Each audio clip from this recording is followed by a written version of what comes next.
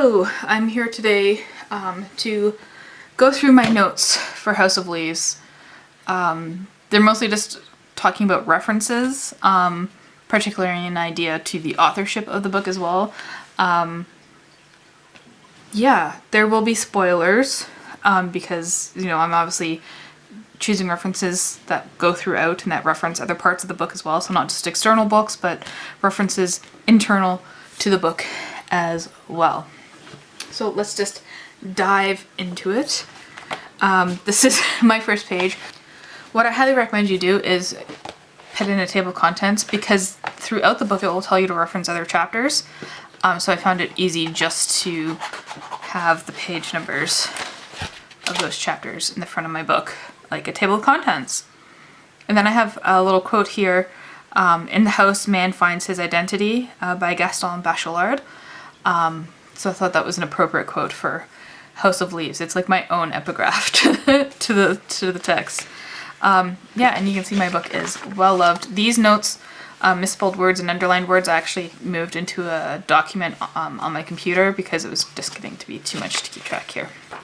So we're going to start off with this page right here. This is the authorship page, Mark Z. Danilewski's authorship page. But if you look at the binding of the book, I don't know if this will focus, you can see it's kind of done in loops. So the pages are all looped together and then binded into the book. But this one falling out isn't actually looped in there. Now is it? So is Mark Z. Danilewski the real author? Should I just rip this page out completely? I'm not going to. But, you know. And then we're going to talk about fonts a lot.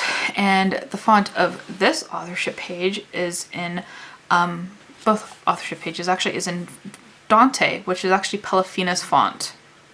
The ones that she uses in her letters. And you'll also notice here I added my own little, this is just a bit of funny stuff because it's a reminder to have fun with House of Leaves. You know, you don't have to take it so seriously. You don't have to be scared of it. Sometimes it's just something fun to read. So I wrote marginalia provided by Courtney.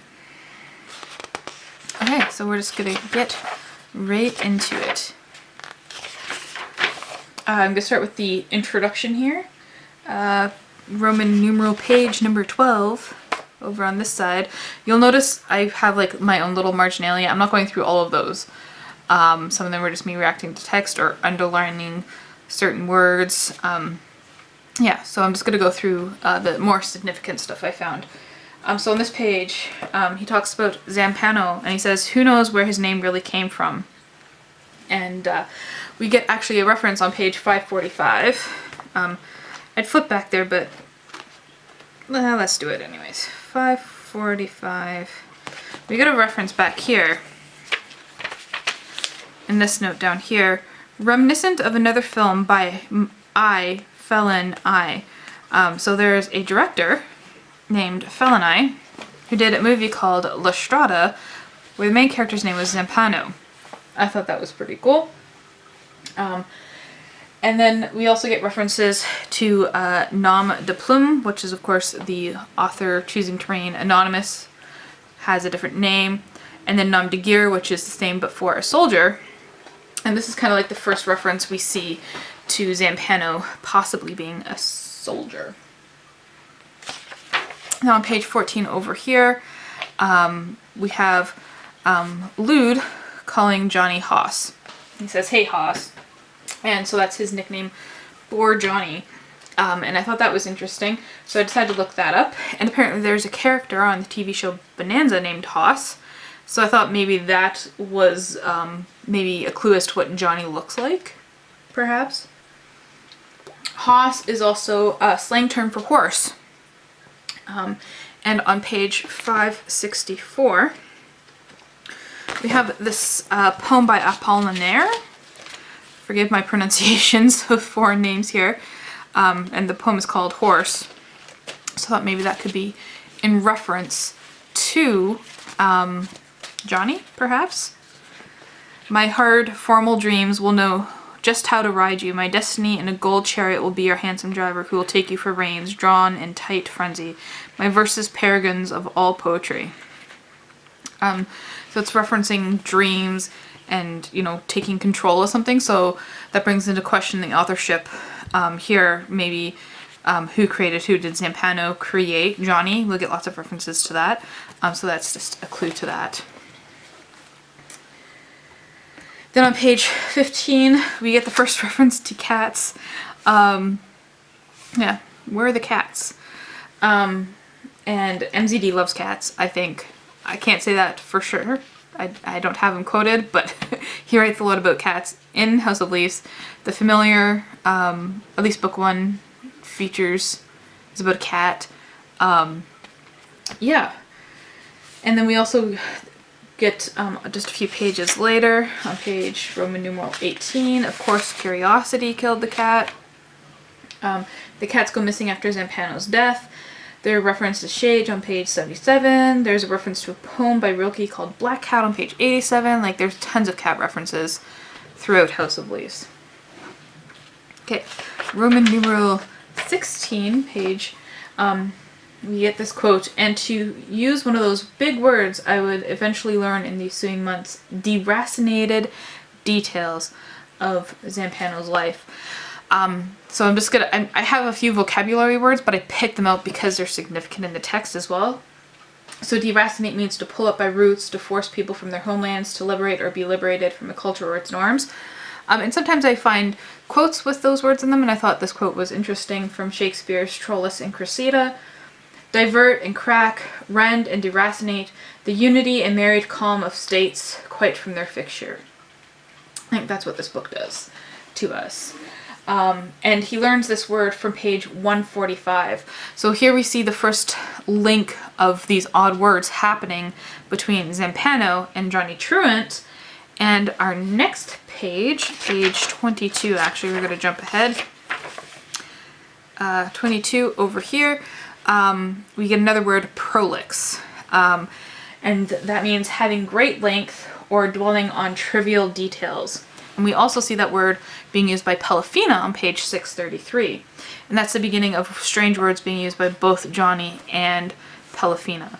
And I stress that these words I find are unusual. And that's why I picked them out. Also on this page, we get a list of Zampano's names. And those names are Beatrice, Gabrielle, Anne-Marie, Dominique, Elaine, Isabel, and Claudine. So I went on a search for these names. And I googled them all individually to figure out who they could be. And I have this note. So Beatrice seemed the most obvious. She was Dante's lover in Divine Comedy. So I thought that, you know, Divine Comedy is referenced a lot in House of Leaves, so that was an obvious one. Then we have Gabrielle, and it means, comes from Gabriel, who's a archangel. He was the one who tells the Virgin Mary about the conception. So there's questions about Pelafina and who Zampano's father was, or not, Johnny's father was, and could it have been a virgin birth? There's lots of references to her possibly being like a Mary or a Eve type figure. Lots of biblical references throughout as well. Anne-Marie, so Marie comes from Mary, which was the name of Jesus' mother, and Anne was Jesus' grandmother. Dominique is the main character of The Fountainhead, a book by Anne Rind, who is referenced in House of Leaves as well. Elaine means my God has answered me, and we got a lot of religious references. I'm just covering up this part. Isabel was mother of John the Baptist. Claudine comes from Claudius, which is Latin for crippled or limping, and we know that Navidson and Johnny both have trouble with their feet, and they end up limping a lot. Or clausus, which means shut or closed. So like the door should have remained closed, right? But I ended up then Googling all the names together and discovered that they are the names of hills in the Battle of Dien Bien Phu, which was in the First Indochina War from the 13th of March to the 7th of May in 1954. This was the prelude to the Vietnam War. We get references to the Vietnam War. So again, this is another reference to Zampano being a soldier. And also on this page, we are told to scribble in the margins. It says you might try scribbling, maybe even in the margins of this page. So we add another level to the text with our own notes. So I thought it was funny that I was already at that point doing that. Okay, here we have some more misspelled words. And the epigraph here, page, again, forgive my pronunciation, muss es sein. It's German and it translates to do I have to. There are two possible references here. The first could be from The Unbearable Lightness of Being, where a man debates whether to follow his wife to Prague, and he says es muss sein, which means he's fated to follow her. And we see kind of like a role reversal there with Navidson and his wife. His wife feels compelled to follow him into the house. She's perhaps fated to do so. It could also be a reference, or it could be a reference to both. I mean, dual references, why not? But it could also be a reference to Beethoven's String Quartet number 16 in F major, Operation 135, the last movement, which is called The Difficult Decision. 3 notes are actually marked as muss es sein, and it's rumored to be Beethoven's feeling of encountering what he called the great eternal.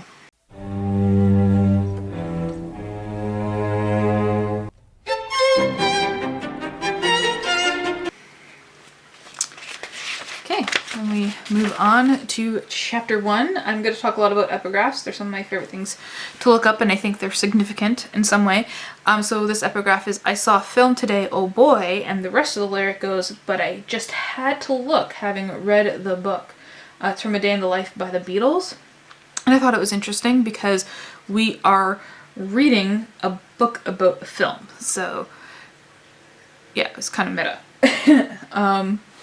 Yeah. Next page, page 4. This is more just like an observation. We were told there's nothing there, beware. So we still have to be aware even though there's nothing external. So maybe what is happening is internal. So maybe, you know, it's not real or it's affected by what's inside, you know. So everything is internal to the people. And we see that throughout the book, how their internal feelings and everything affect the external world. Page 5, we get this little short lines here. We get blood on the kitchen floor, one shot of a child, Daisy, crying. And then page 11, we see that Daisy has been playing with scissors. On page 91, we see that Daisy has been picking at scabs on her wrists. So is she cutting herself? And the further reference to that is also on page 606. We get Pelafina. She says in Spanish, I won't pronounce the Spanish, I'll just give the translation. I broke my doll/wrist, that word can mean both. And it's idiom kind of for like I slit my wrists. And then we also have Johnny who has scars on his forearms. So, you know, the wrist and the forearm here. So yeah, I thought that was interesting. We're getting some connections there between maybe Daisy and Pelafina. And that's it for chapter 1. So we have the epigraph up here, which is from Frankenstein, which is about the creation of a man or a monster, depending on what you want to call him. And I thought that was interesting because maybe the beast, the thing that's in the hall, in the house, is a creation of man, of someone's madness. And it also could be like another layer on top of that, like there's a question of whether Zampano is real or whether Johnny is even real.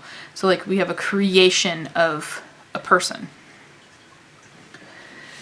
Okay, page 11, I already mentioned we have Daisy playing with scissors. And it's interesting then on that page 12 we see Lude has a pair of scissors. So this is like the first time we have this coincidence happening. It's just a pair of scissors, but I think it was significant that it happened so shortly between references there. So is Johnny pulling things from the text and putting them in his real life? You know, is Lude real or not? Or is he taking things from his real life and putting them in the text? That means Johnny then is the author of Zampano's text. Who knows? Page 13, we get this thing about falling into the rhythm of the story. And it's funny because we can't fall into the rhythm of the story because we're constantly disrupted either by the format, by the footnotes, by having to take breaks from the story, or if you're like me, constantly looking up references and ideas, constantly stopping and taking notes, so you don't get to fall into the rhythm of the story. And I think that kind of disturbance adds to the story. Then on page 16, I have my nice little note here. We get this word, another vocabulary word, vituperative. It means bitter and abusive, and it was used in the Zampano text, right here, vituperative. But it was also used, I didn't catch it earlier, in the introduction by Johnny. That's an unusual word used by both Johnny, Zampano, and actually Pelafina. So that again links the three of them together. So is there one author, two authors, or three authors, or maybe four? We're forgetting about Mark Z. Danilewski. Page 17. No one had any idea who she was or why it was she haunted his thoughts and conversations like some albatross. This is in reference to Delisle. And it's interesting. Delisle is the starving girl in the picture shot by Navidson, and she died shortly after. He couldn't save her. And the albatross thing is a reference to the Rime of the Ancient Mariner. So it's a bird shot versus a photo shot. In the Rime of the Ancient Mariner, we have a man who shoots an albatross, and what happens after that is a bunch of like supernatural chaos. The worst luck that could happen to the ship that he's on. And his punishment is that he has to wear the albatross around his neck and going around and telling his story for all time. And then we have down here, what's in a name? So I thought I'd take that to look at some of the names here. So Navidson is also sometimes called Navi, and I pronounce it Navi, but it also could be pronounced Navy, as in the shade of blue, which is a significant color in House of Leaves. Delisle sounds like denial, because he's in denial about a lot of things, Navidson. Truant means running from responsibilities. Zampano, I already talked about, is from that film La Strada by Fellini. Pelafina actually means thin strips.